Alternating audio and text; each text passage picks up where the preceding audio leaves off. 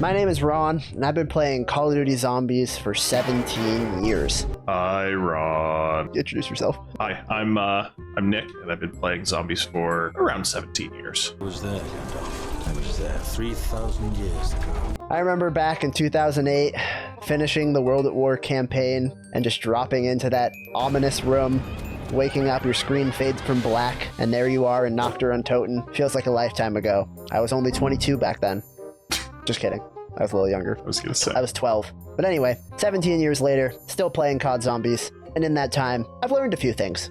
Nick, have you learned a few things? Yeah, in 2008, there was a housing crisis, apparently, but I was playing zombies. Okay. And so my parents were worried about losing their house, and I was worried about losing my life to undead. So, we have a list. We're going to alternate. Yeah, let's alternate. All right. So, the first thing that I've learned in my 17 years of playing zombies is there is no such thing as a bad map, just a different map. What I mean by that is that even the most hated map in the game, it's not necessarily bad, it's just different. And even if it's hard, if you can only get to round 5 on it and you keep dying, even if it doesn't have your favorite perk, it doesn't have your favorite gun, it's not necessarily bad, it's just a different experience that, you know, sometimes if you're in the right mood, can be fun. And so if there's a map that you've always hated, just try to keep in mind that even though it's different, that doesn't necessarily make it bad, and give it a second chance. You might find some fun the second time around. My first tips/tricks is try not to roll the mystery box mid-round. I know it is very tempting to go, oh fuck, I'm running low on ammo, I'm gonna go run over to the mystery box. Unfortunately, you have to wait around as it spins, and it is a very good way to get overwhelmed. I would say most maps have a choke point where you are supposed to buy your weapon, so you don't want to get caught in a corner. Tip number 3, try adding some challenges to your playthroughs to make it a little bit more interesting. If you've played Keynote or Toten 100 times, try playing Keynote or Toten with a 2-box challenge. Try playing with no perks.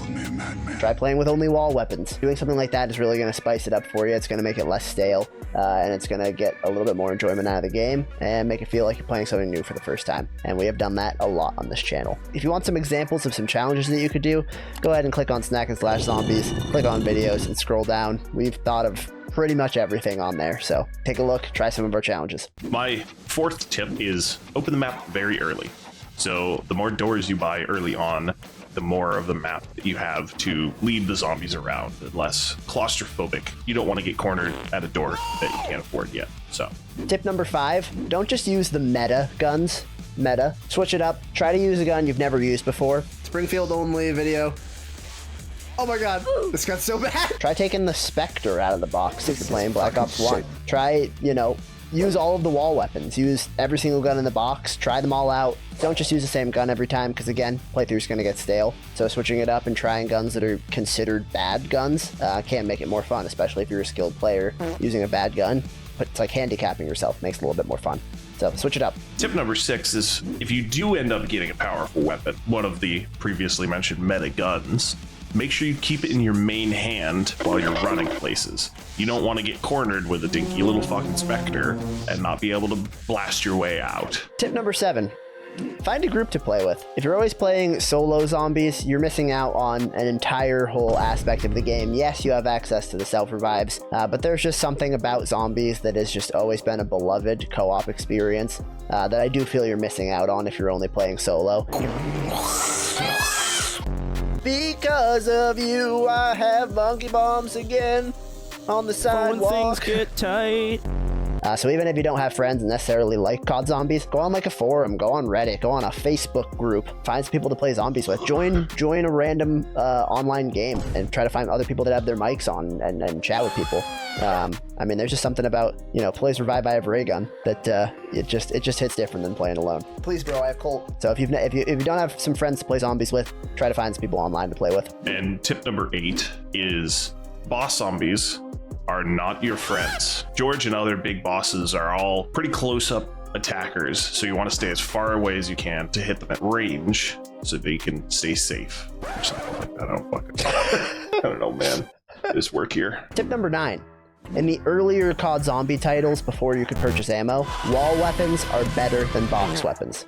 I know, I said it. You usually think of wall weapons and you think of something that you're just holding until you can get to the mystery box and get a better gun, get a wonder weapon. But in the earlier COD Zombie games, there are no buyable ammo crates. You are only waiting until you have a max ammo. Unless you have a wall weapon, you can purchase ammo for it.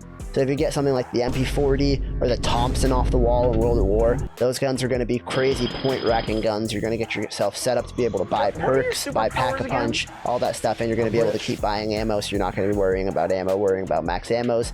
I feel that wall weapons are genuinely better than box weapons in the early COD Zombie titles, and they're often slept on, so don't sleep on them. For tip number 10, headshots. No matter what round, especially in Black Ops 3 Zombies, headshots are vital for killing zombies quickly, obviously, as you would imagine. It does the most damage, hitting them in the head.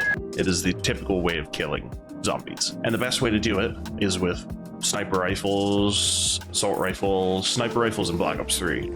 Very good. But assault rifles and other CODs, and it is the quickest way, other than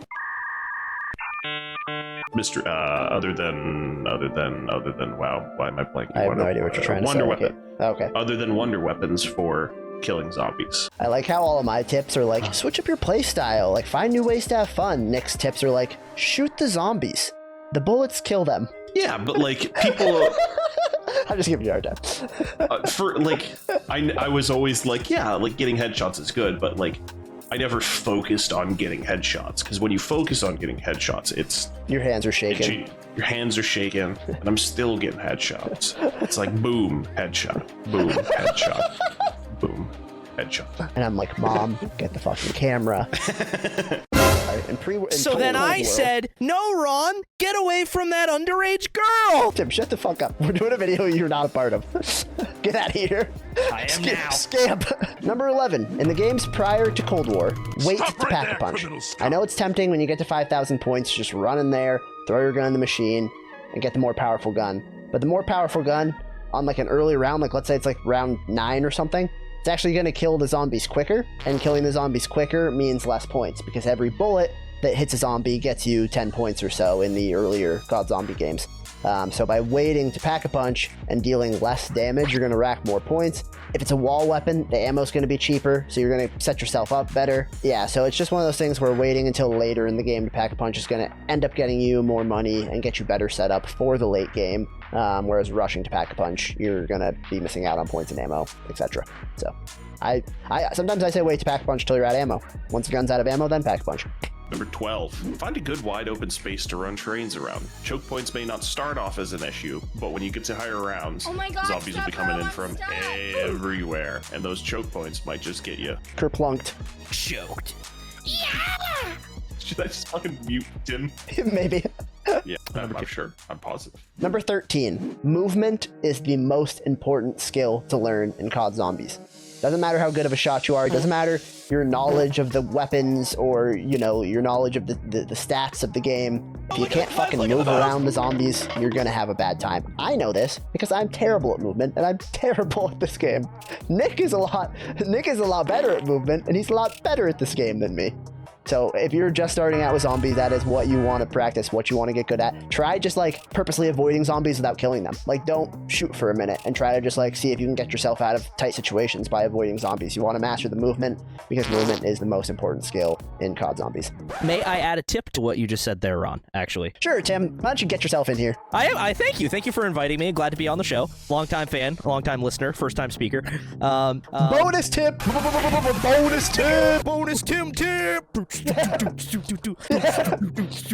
And now to our correspondent in the field, Tim Hickman. It's raining zombies! Anyway. To add on to what Ron said, I think it's also very important to practice movement, to jump into some single-player games. Get yourself set up to like some like higher rounds, and just practice moving around. Tip number 14, sliding and jumping can get you out of a sticky situation when you get the timing right. Jumping over, you know, a zombie that's on a stairway probably could save your life. Sliding through a gap that's closing as you're looking at it is like Indiana Jones in the first like 10 minutes where he like slides under the door and the door comes down, he grabs his hat. Hold the door! Hold the door! Or me losing my virginity. Yeah, you like slide into first base and you like accidentally As the door's scissor the closing. guy as the door is closing, and you accidentally scissor the first baseman, and that's how you lose your virginity. Anyway, yes, sliding and jumping is also a very good skill and part of movement, so tied well into my suggestion. Number 15, you don't need to follow the lore of zombies to enjoy this game. I can tell you this because in 17 years, I didn't learn any of the lore until this year. I had Nick teach me the lore this year, and up until that point, I had played hundreds and hundreds of hours without ever doing an Easter egg or learning a single thing about this game other than that you were 4 dudes shooting zombies. If you want to learn the lore, go for it. People really enjoy it. It's super convoluted, but it's definitely not required to call yourself a fan. I know it's probably fairly obvious, but hipfire in close quarters fights, aiming will slow you down. So if you got a whole bunch of zombies bearing down on you, you don't want to be accurate. You just want to put damage down range. That's a good tip. All right, and for our 17th and final tip of the evening, if you have a friend named Nick, don't let him meet your wife. He does not care about the sanctity of marriage, and he will ruin your life. With that, subscribe for more videos, and we'll see you next time. Peace. I'll see your wife soon.